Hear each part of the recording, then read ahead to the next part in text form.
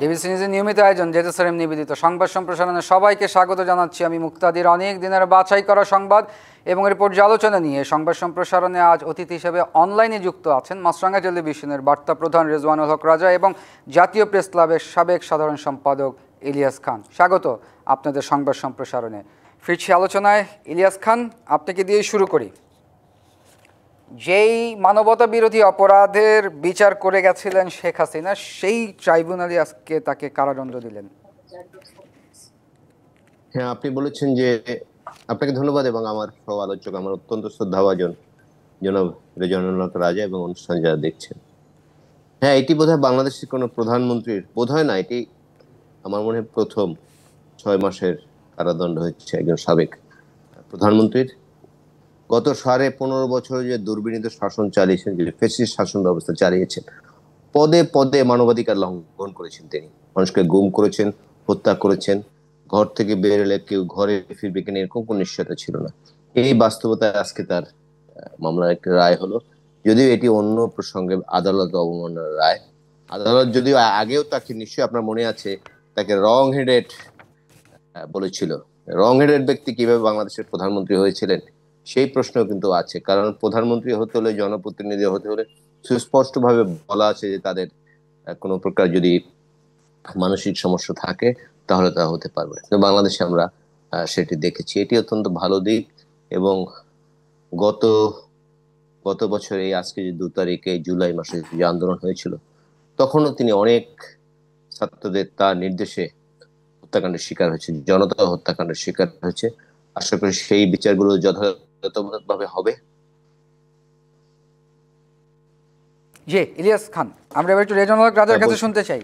রেজওয়ানুল হক রাজা, যেমনটি ইলিয়াস খান বলছিলেন যে আদালত তাকে বলেছিল একজন রং হেডেড পার্সন কিভাবে প্রধানমন্ত্রী হয়, আসলে আমার প্রশ্নটাও একই, যে রং হেডেড পার্সনকে প্রধানমন্ত্রী হওয়ার জন্য যারা সহযোগিতা করেছিলেন সেই সময়, আসলে তাদের বিচারের প্রক্রিয়াটা কি হবে, বা একজন মানুষকে স্বৈরাচার হতে যে যারা সহযোগিতা করেন। ধন্যবাদ।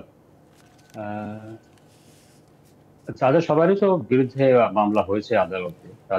তারা যাকে সহায়তা করেছিলেন, মানে বলতে আমরা যাদেরকে বুঝি যে তার যারা সহকর্মী ছিলেন, তার রাজনৈতিক সহকর্মী অথবা যারা সরকারে তার উপদেষ্টারা ছিলেন, তো তাদের সবার বিরুদ্ধেই তো একাধিক মামলা আছে এবং অনেকগুলো মামলা দেশের সাধারণ আদালতে তো বটেই। এই যে আদালত আজ সাবেক প্রধানমন্ত্রীকে 6 মাসের কারাদণ্ড দিয়েছে, সেই আদালত মানে আন্তর্জাতিক অপরাধ ট্রাইব্যুনাল, সেখানেও অনেকগুলো মামলা পেন্ডিং আছে। অপরাধের অভিযোগের যে গুরুত্ব যে অন্যান্য মামলায়, সেই তুলনায় ইলিয়াস খান ঠিকই বলেছেন যে এটা একটা, বলতে হবে সেই সব মামলার তুলনায় এটা একটা ছোট মামলা। তাকে আদালত অবমাননার মামলা, এটার শাস্তির পরিমাণ দেখে তো বোঝা যাচ্ছে যে এটা মামলাটা গুরুত্ব কতখানি। তবে এটা সত্য যে এটা একটা ঐতিহাসিক ঘটনা। আদালতেও এই বিষয়টা নিয়ে আলোচনা হয়েছে যে সাবেক প্রধানমন্ত্রী, তাকে আজকে আদালত অভিযুক্ত করলো এবং শাস্তি দিল। আরো গুরুত্বপূর্ণ, আরো ইম্পর্টেন্ট দিক হচ্ছে, আপনি নিজেই সূচনাতে বলেছেন যে এই আন্তর্জাতিক অপরাধ ট্রাইব্যুনাল কিন্তু গঠন করা হয়েছিল আওয়ামী লীগের আমলে, মুক্তিযুদ্ধে মানবতা বিরোধী অপরাধীদের বিচার করার জন্য। সেই তারই আমলে গড়া আদালতে তাকেই আজকে শাস্তি পেতে হলো। এটি কি বলবো, এটাই নিয়তি এবং অবশ্যই ঐতিহাসিক ঘটনা, এটি ইতিহাসে লেখা থাকবে। তবে আবারও বলি যে অনেক গুরুতর অভিযোগের মামলা পেন্ডিং আছে। সেই গুলোর পরিণতি কি হয় এবং সেই মামলাগুলোর কি শাস্তি হয়, সেটি আসলে দেখার বিষয়। এবং রাষ্ট্রপক্ষ সেই সব মামলায়, যেগুলো মানবতা বিরোধী মামলায়, জুলাই আগস্টে গণঅভ্যুত্থানের সময় বিভিন্ন হত্যাকাণ্ডের মামলা যেগুলি করা হয়েছে, সেই সব মামলার দিকেই আমাদের আসলে বেশি নজর থাকবে এবং সবাই দেখতে চাইবে যে এইসব মামলার কি ধরনের শাস্তি হয়। এবং তিনি তো পলাতক আছেন, দেশে ভারতে আশ্রয় নিয়ে আছেন। তাকে দণ্ডিত করার পরে সেটি কার্যকর করার জন্য কিভাবে ফিরিয়ে আনার জন্য উদ্যোগ নেওয়া হয়, এসব অনেকগুলি প্রসেস আছে, সেগুলি আসলে অনেক কিছু দেখা বাকি। আজ তো মোটেই সূচনা হলো। রেজাউলের কাছে আমি আরেকটু আপনার কাছে একটু জানতে চাই, সেটা হচ্ছে আবারও সেই একই প্রশ্ন, রং হেডেড পার্সন কীভাবে প্রধানমন্ত্রী হন। এবং আমরা সাবেক 2 সিএসসি আদালতে বক্তব্য আমরা শুনেছি, প্রহসনের নির্বাচন ছিল, আপনারাও জানেন। কিন্তু এই যে থাকা অবস্থায় তো বললেন না, যখন সিএসসি থেকে সরে গেলেন আদালতে গিয়ে বললেন। এই যে একটা মানে সিস্টেম, এই সিস্টেমটা আসলে কতদিন একটা বাংলাদেশের মতো একটি দেশ যেখানে গণতন্ত্রের চর্চা আমরা করতে চাচ্ছি? সেটাই প্রশ্ন, যে 2 সিএসি ইতিমধ্যে আদালতে বলেছেন। গত নির্বাচনের সিএসি যিনি ছিলেন কাজী হাবিবুল আওয়াল, তিনি বলেছিলেন এটা প্রহসনের নির্বাচন বা ডামি নির্বাচন হয়েছে।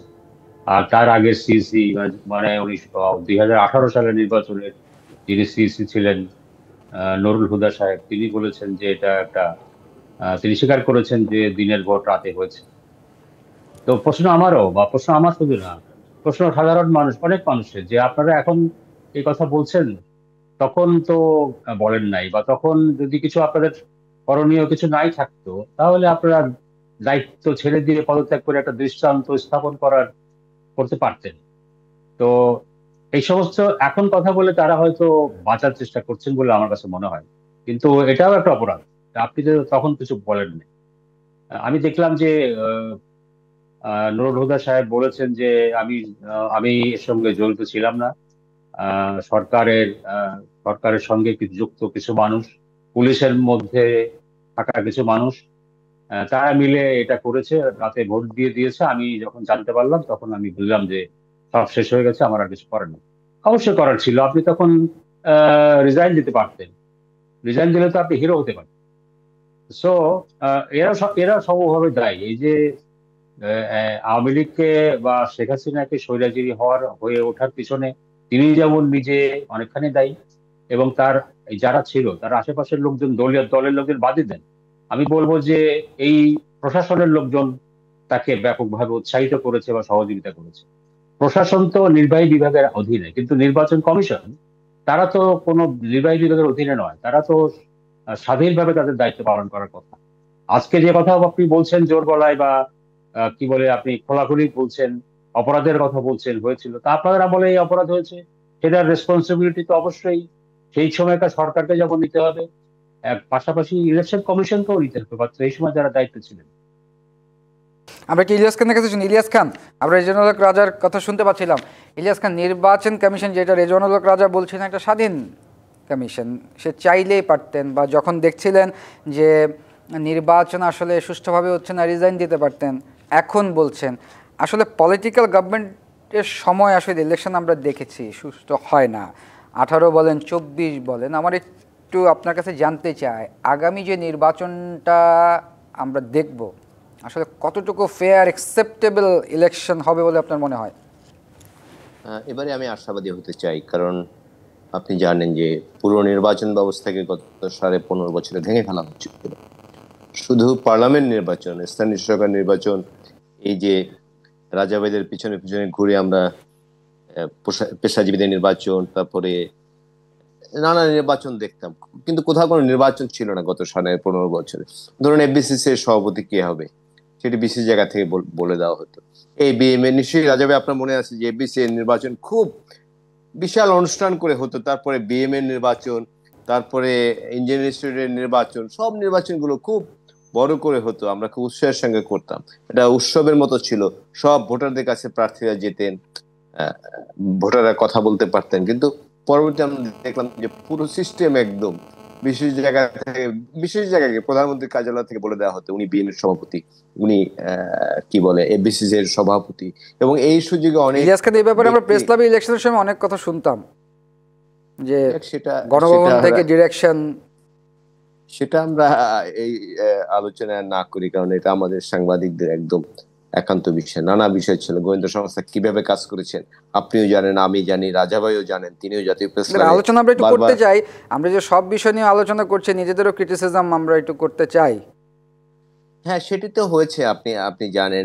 ইভেন নির্বাচনের দিন জনাব রেজানুল হক রাজা, আপনার চোখে পড়েছে কিনা যে ড্রোন উড়ানো হয়েছিল, যেমন আওয়ামী লীগের সমর্থনে নির্বাচন করেছেন তার পক্ষে সব নেতারা কাজ করছেন কিনা সেটা দেখার জন্য ড্রোন উড়ানো হয়েছিল। নাম্বার টু, এখানে গোয়েন্দা সংস্থা বড় বড় কর্মকর্তারা সারাদিন বসে থাকতেন। ধরুন প্রতিপক্ষের জন্য আমি নির্বাচন করেছি, আমি কার সাথে ফোনে কথা বলি, তাকে ফোন দিয়ে নানাভাবে থ্রেট দেওয়া হতো, কিন্তু কিছু করার ছিল না। কারণ কি বলে যে জীবন নাশের আশঙ্কা বা নানা ধরনের গুম হওয়ার আশঙ্কা, এই পরিবারের ডিস্টার্ব করার আশঙ্কা, অনেক আশঙ্কা ছিল।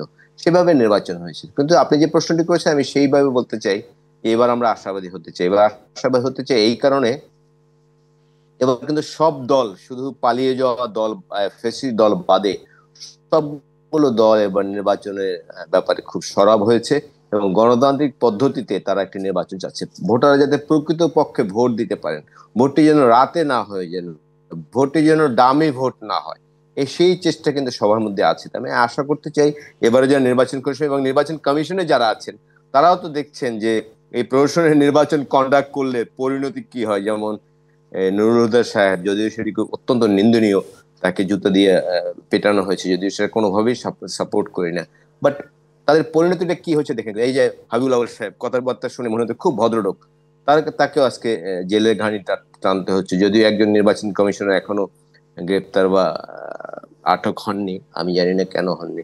আর আমরা এই তিনটি নির্বাচন নিয়ে বলি, বাট এর আগে যে 2008 সালের নির্বাচনটি হয়েছে সেই নির্বাচনটি কিন্তু পাতানো ছিল, সেটি ভিন্নভাবে ছিল, যে কারণে আমরা অনেকেই বলি না, বাট সেই নির্বাচনটা কিন্তু একটা প্রি প্ল্যান নির্বাচন ছিল। সুতরাং আমরা আশা করতে চাই, যে কথাটি সবসময় বলি, দীর্ঘদিন এখনো তো সংগ্রাম আমরা একটা করছে প্রশ্ন বাংলাদেশ। শুনি, আগে শুনতাম হচ্ছে যে একটি রাজনৈতিক দলের এতে নির্বাচন সুষ্ঠু হয় না, কিন্তু যতই নির্বাচনের দিকে আগাচ্ছি ততই রাজনৈতিক দলগুলো নির্বাচন চায়, কিন্তু কখনো কখনো কোনো রাজনৈতিক দলগুলো থেকে আমরা শুনি যে অন্তর্বর্তী সরকার অমুক রাজনৈতিক দলকে ফেভার করছে, লন্ডনে মিটিং হয়েছে, জয়েন্ট স্টেটমেন্ট দেওয়া উচিত হয় নাই। কেন লন্ডনে মিটিং হবে না? মিটিং হবে কি ওনাদের সঙ্গে? বাংলাদেশের সবচেয়ে বড় দলের যিনি প্রধান, কার্যত যিনি প্রধান, জনাব তারেক রহমান, তার সঙ্গে মিটিং হয়েছে। মিটিং হয়েছে কি, দুদিন আগে দল গড়েছে, সারা দেশে একজনের সমর্থন নাই, 5টা লোকের সমর্থন নাই, সেই দলের নেতাদের সাথে মিটিং হবে? এটা তো আকাশ কুসুম কল্পনা।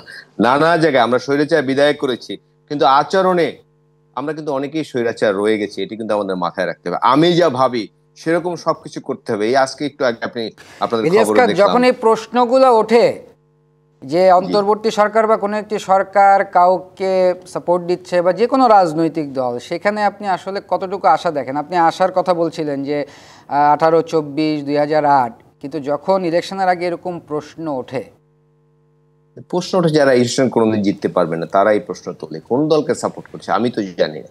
বরং জনগণের তো অন্য ধারণা যে যারা এসব বলছে তাদেরকে সাপোর্ট করছে এই সরকার। সুতরাং এগুলো রাজনৈতিক বক্তব্য, এগুলো রাজনৈতিক বক্তব্য, নির্বাচনকে প্রশ্নবিদ্ধ করা। যেমন ধরুন এখন প্রাথমিক স্থানীয় সরকার নির্বাচনের কথা বলছি, স্থানীয় সরকার নির্বাচন যারা খুব জোর দিয়ে বলছে, দেখবেন যে বাংলাদেশে একটি আসনও পাবে না কোথাও চেয়ারম্যান বা মেম্বার বা উপজেলা চেয়ারম্যান, তখন বলবে এই নির্বাচন কমিশন ঠিক নেই, এটা চেঞ্জ করতে হবে, এই সরকার চেঞ্জ আপনি করতে বলছেন হবে। নির্বাচন কমিশন ঠিক নেই, এই নির্বাচন কমিশন ঠিক আছে আমি কিনা, বলি না, ঠিক বলবে- আছে কিনা তার বলবে জন্য একটি কিছু পক্ষ। পাইলট প্রজেক্টে ইলেকশন আমরা স্থানীয় সরকারে দেখতে পারি না, যে আসলে এই নির্বাচন কমিশন, যে বর্তমান যে নির্বাচন কমিশন আছে তার সক্ষমতাটা কতদূর? সেটির কোনো সুযোগ নেই। বাংলাদেশ স্থানীয় সরকার নির্বাচন করার জন্য বাংলাদেশের মানুষ আন্দোলন করে। বাংলাদেশের মানুষ প্রথমত একটি গণতান্ত্রিক সরকারের জন্য আন্দোলন করেছে, গণতান্ত্রিক ব্যবস্থার জন্য। সেটি পার্লামেন্ট নির্বাচন হয়ে এই নির্বাচন কমিশনের সক্ষমতাটা একটু যাচাই করা দরকার না? নাহলে তো আবার প্রশ্ন উঠতে পারে। ইলিয়াস খান, নির্বাচন কমিশন এভাবে সক্ষমতা যাচাই করার প্রয়োজন নেই। কারণ নিশ্চয়ই আপনার মনে আছে, স্বৈরাচার এরশাদের পতনের পর মাত্র 3 মাসের মধ্যে নির্বাচন হয়েছিল। এটি কিন্তু আগে স্থানীয় সরকার নির্বাচন করে তারপরে সেই নির্বাচন হয়নি, সেই আগে যাচাই করে সেই নির্বাচন হয়। এগুলো নির্বাচন পেছানো বা নির্বাচন যাতে না হয়, কারণ কিছু কিছু ব্যক্তি, কিছু কিছু দল, তারা জন্মের পর থেকে সবচেয়ে ভালো অবস্থায় আছে, এরকম সুসময় তারা কোনোদিন পাননি।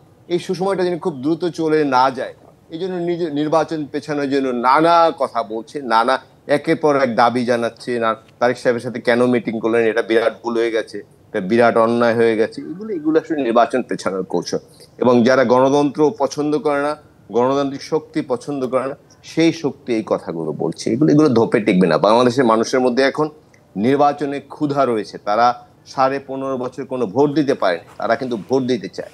সুতরাং ওই যে বিভিন্ন বিষয় বলে আমি বিভিন্ন কৌশল করে নির্বাচন পেছাবো বা নির্বাচন করতে দিব না, সেই সুযোগ কোনো কোনো প্রকার সুযোগ আছে বলে আমি মনে করি না। আমরা একটা রেজওয়ানুল হক রাজার কাছে, রেজওয়ানুল হক রাজা, আমরা শুনছিলাম ইলিয়াস খানের কথা, একই প্রশ্ন আপনার কাছে। ইলিয়াস খান আগামী নির্বাচন নিয়ে অনেক আশার কথা বলছিলেন। আসলে এই যে আমি একই প্রশ্ন আপনার কাছে বলি, বিভিন্ন প্রশ্ন, রাজনৈতিক দল তাদের হয়তো স্ট্র্যাটেজি এটা প্রশ্ন করা, অন্তর্বর্তী সরকার কাউকে সাপোর্ট করছে, জয়েন্ট স্টেট মিটিং। আবার ইলিয়াস খান বলছিল যারা এখন একটু সুসময় দেখছে, নির্বাচন হয়ে গেলে আসলে এটা বেশি দিন থাকবে না, তারাই আসলে নির্বাচন পেছাতে যাচ্ছে। আপনি আগামী নির্বাচন নিয়ে আসলে কতটুকু আশাবাদী? আচ্ছা, নির্বাচন পেছানো হোক বা আগানো হোক বা যত সময় হোক, সেটি অন্য অন্য বিষয়, অন্য আলোচনা। তবে আমি যেটি বুঝি যে আগের সরকারের যে নির্বাচন কমিশনারদের ভূমিকা নিয়ে আমরা কথা বললাম, সেটা একটা সেটাই একটা প্রমাণ করে, বা আমি আমার এই সংবাদ কর্মী হিসেবে আমার এক্সপিরিয়েন্স দিয়ে যেটা আমি বুঝেছি, সরকার যদি নিরপেক্ষ না থাকে তবে ইলেকশন কমিশনের পক্ষে সুষ্ঠু অবাধ নির্বাচন দেওয়া কঠিন। কারণ সরকার, আমাদের ইলেকশন কমিশনের তো নির্ভর করতে হয় পুরোপুরি সরকারের উপরে। সরকারের প্রশাসন, সরকারের পুলিশ, সরকারের সেনাবাহিনী, তাদের হেল্প নিয়ে ইলেকশনটা করতে হয়। তো তারা যদি ঠিক মতো ইলেকশন কমিশনকে সহায়তা না করেন, তাহলে কমিশন এটা করতে পারবে না। এখন অতীতে দেখেন নির্বাচনগুলি যে ভালো হয় নাই, সেটার কারণ হচ্ছে যে সরকারের ইনফ্লুয়েন্স ছিল পুরোপুরি ইলেকশন কমিশনের উপরে, এবং ইলেকশন কমিশনও যেভাবে গঠন করা হয়, সরকার তাদের পছন্দের লোকগুলোকেই সাধারণত ইলেকশন কমিশনে বসায়। সাবেক সাবেক আমলাদের মধ্যে থেকে সিইসি করা হয়, এটা বহুদিনের প্র্যাকটিস। সেখানে তাদের নিজেদের লোক, যার যার দলের, সরকারি দলে যারা থাকে তাদের পছন্দের লোকগুলোকে বসানো। উদ্দেশ্যটা কি? উদ্দেশ্য হলো যে আমি যেন নির্বাচনে ভালো করতে পারি, আমি যেন আগামীবার ইলেকশনে আবার জিতে ক্ষমতায় আসতে পারি।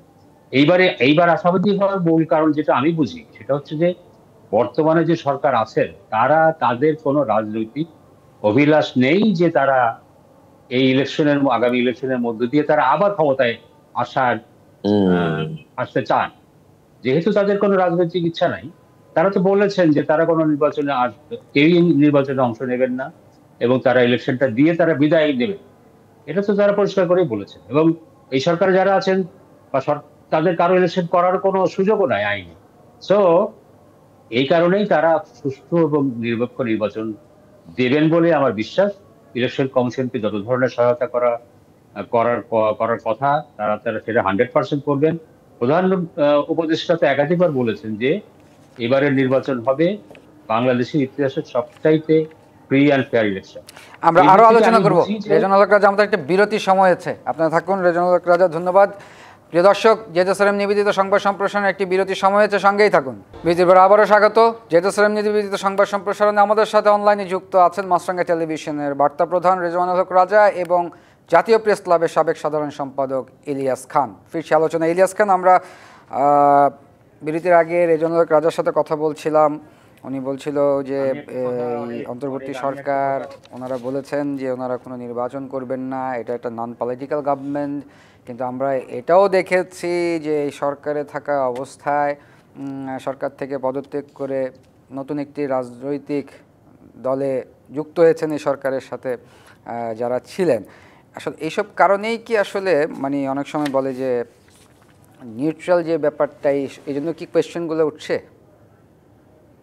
না, তিনি যে জনাব নাহিদ ইসলাম, তিনি আমার মনে হয় ভালোই করেছেন, সঠিক করেছেন যে তিনি পদত্যাগ করে রাজনৈতিক দল গঠন। এর মধ্যে আমি দোষের কিছু দেখিনি। বাট রাজা ভাই যে কথাটাই বলেছে তার সঙ্গে আমি সম্পূর্ণ একমত। কারণ এই সরকারের যিনি প্রধান, তিনি শুধু বাংলাদেশে না, সারা বিশ্বব্যাপী একজন পরিচিত এবং সম্মানিত মানুষ। এবং অন্যান্য যারা আছেন, যদিও নানা প্রশ্ন আছে, অনেক দুর্মুখরা বলে যে তারা এনজিও চালিয়েছেন, দেশ চালাতে পারছেন না, সেটাই ভিন্ন প্রসঙ্গ। বাট তারা কোনো পক্ষে তারা কাজ করবেন বা কোনো দলকে ক্ষমতায় আনার জন্য চেষ্টা করবেন, অন্যান্য নির্বাচনের সময় যে প্রবণতা থাকে সেটি করবেন বলে আমি বিশ্বাস করি না। সুতরাং সরকার যদি আন্তরিক হয়, এবং যদি কি সরকার আন্তরিক হতে বাধ্য, কারণ তাদের উপর এবার কিন্তু একটি দলের মানুষ ছাড়া পুরো দেশের মানুষ তাদের সাপোর্ট করেছে, তাদের এখনো তাদের সমর্থন করছে। সুতরাং এই যে সম্মান তারা পেয়েছেন, এটিকে তারা নষ্ট করবেন কোনোভাবে, সেটি আমি আশা করতে চাই না। এবং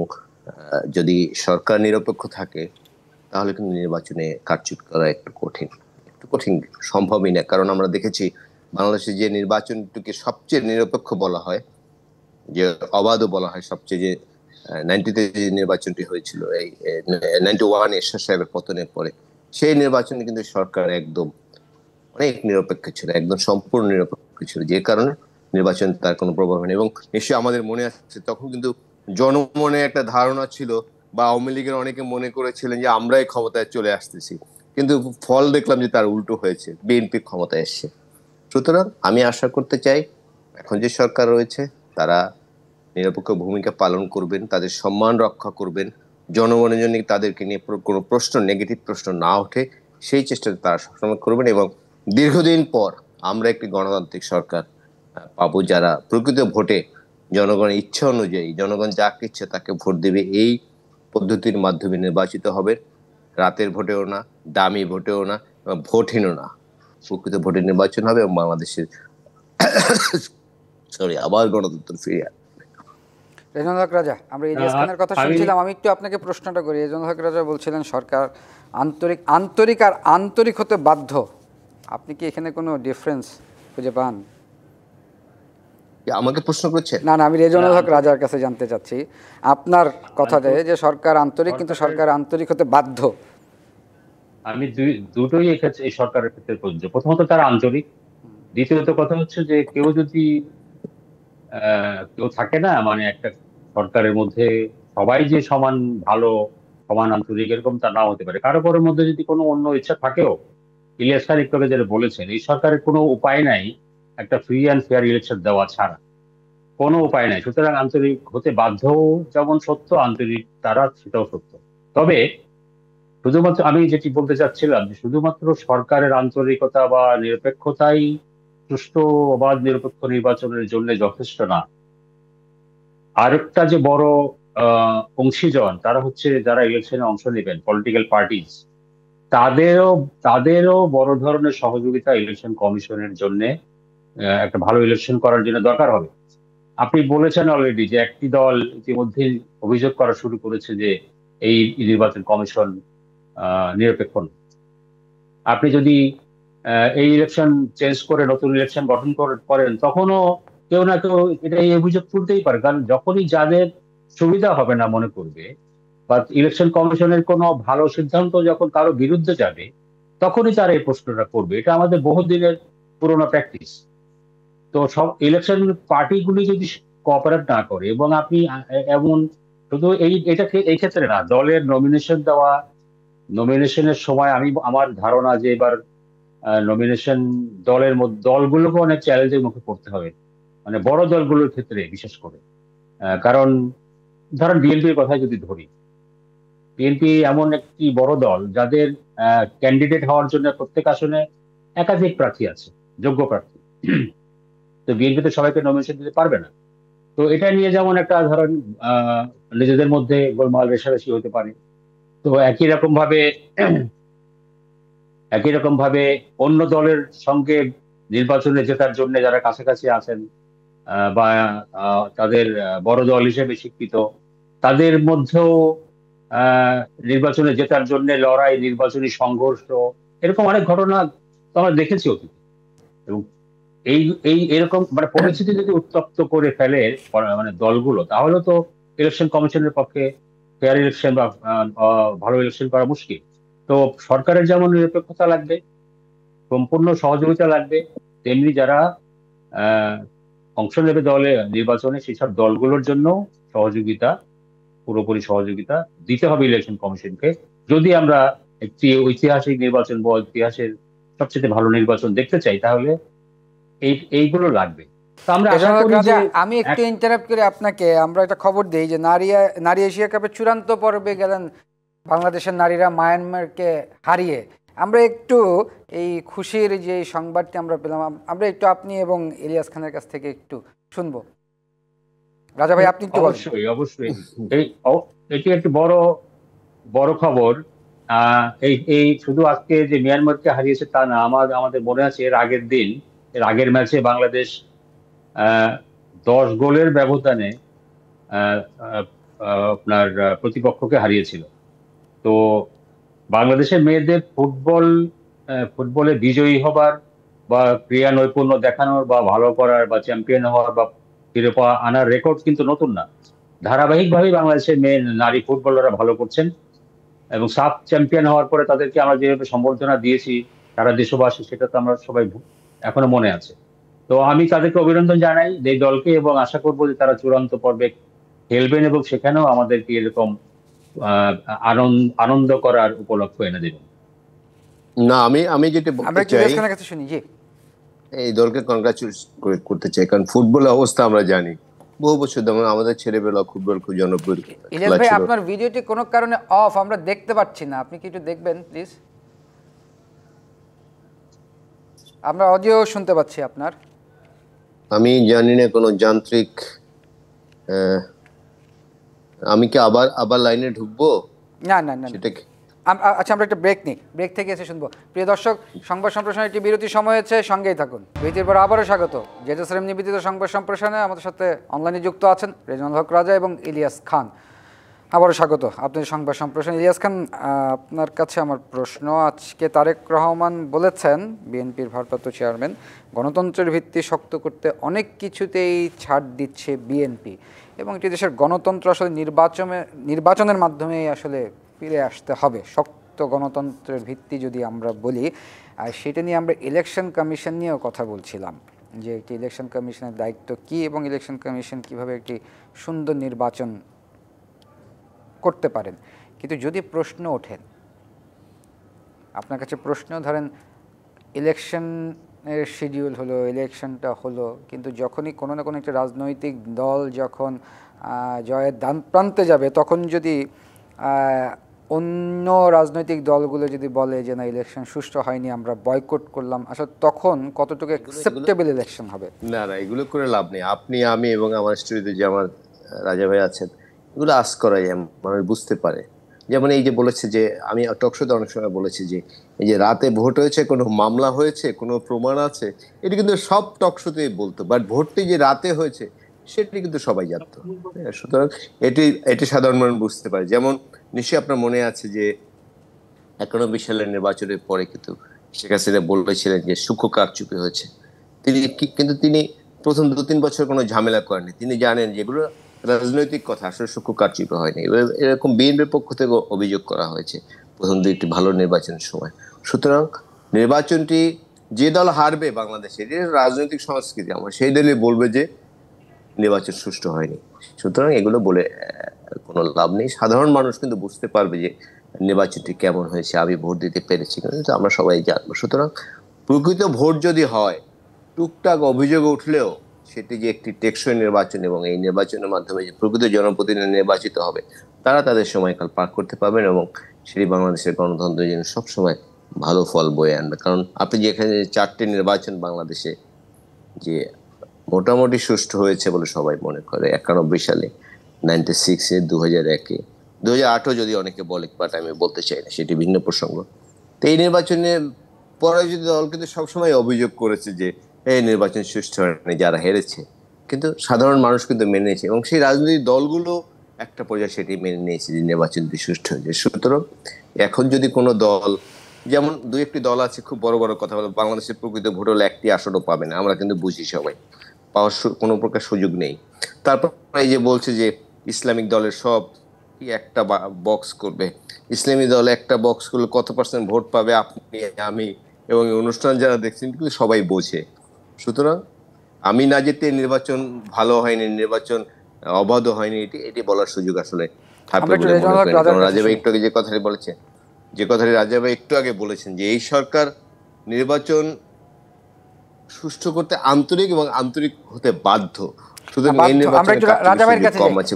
রেজওয়ানুল রাজা, আপনার কাছে একই প্রশ্ন যেটা আমি ইলিয়াস খানকে করেছি, ইলিয়াস খান উত্তর দিচ্ছিল, সাথে আমি একটু জড়িত যে এই যে পিআর, আনুপাতিক হারের যে নির্বাচনী যে ফর্মুলা, এটা নিয়ে আমরা একটু শুনতে চাই আপনার কাছে। এটা একটা দুই ধরনের মতামতই আমরা পাচ্ছি। কিছু কিছু দল এটা চায়, আবার বিএনপি সহ কিছু কিছু দল এটা চায় না।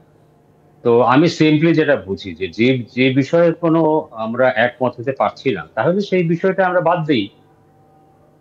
ভবিষ্যতে যে সরকার ক্ষমতায় আসবে, তারা যদি আর আলাপ আলোচনা করে সবার সাথে আবার করতে পারে, করবে। আমরা এখনই যেহেতু যেহেতু ঐক্যমত হচ্ছে না, তাহলে আমরা এটা নিয়ে এত কথা বাড়াচ্ছি কেন, তাই না?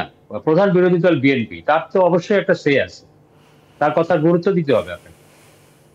এবং মানুষের যদি জনসমর্থনের কথা আপনি ভাবেন, আপনি ধরেন নির্বাচন হইলে আপনি অফিসিয়ালি বলতে পারবেন যে হ্যাঁ আমি সবচাইতে জনপ্রিয় দল। কিন্তু আপনি তার আগেই তো আমরা বলতে পারি যে না, এই মুহূর্তে সবচেয়ে বড় দল কারা, অতীতের ইতিহাস আহ, সহ যদি আমরা চিন্তা করি, অবশ্যই বিএনপি এখন সবচেয়ে বড় দল। তো সবচাইতে বড় দলের কি কথার মূল্য তো দিতে হবে আপনাকে, তাকে বাইপাস করে বা তার অমতে বা তার সে যেটি বিশ্বাস করে না বা মানে না, প্রত্যেক রাজনৈতিক দলের একটা কৌশল থাকে না, তো সেই সবার কৌশলকে সবাইকেই সম্মান করতে হবে। বিএনপি দেখেন এই যে সংলাপ যেটা হচ্ছে ঐক্যমত্য কমিশনে, সরকারের গঠন করা কমিশন, তাদের সঙ্গে যে আলোচনাটা হচ্ছে, আলোচনা কিন্তু বিএনপি ইভেন আজকেও কয়েকটা বিষয়ে কিন্তু তারা অন্যান্য দলের দাবির মুখে তারা কিছুটা কম্প্রোমাইজ করে তারা একটা কিছু কিছু জায়গায় কিন্তু আসছে, অনেক জায়গায়। কিন্তু বেজোর কয়েকটা জায়গায় যদি আপনি তাদেরকে এভাবে প্রেশারাইজ করতে থাকেন, যেমন সালাউদ্দিন সাহেব বিএনপি নেতা, যিনি কমিশনের দলের নেতৃত্ব দেন, তিনি বলেছেন সকল প্রস্তাবে যদি আমাদেরকে হ্যাঁ বলতে বলেন, তাহলে তো আর আলোচনা করার দরকার ছিল না। তো আমি মনে করি, যেহেতু আবারও বলি, এই পদ্ধতি নিয়ে যেহেতু বিতর্ক আছে, সব পক্ষ একমত নয়, সুতরাং এই আমাদের শেষ বিষয়ে করতে হচ্ছে, এখন আমাদের হাতে সময় বেশি নেই। এবার ইন্ট্রোডিউস না করাই মঙ্গল। ধন্যবাদ রেজওয়ানুল হক রাজা, ধন্যবাদ ইলিয়াস খান। প্রিয় দর্শক, এই ছিল জেরুজালেম নিবেদিত সংবাদ সম্প্রসারণে। ডিবিসির সঙ্গেই থাকুন।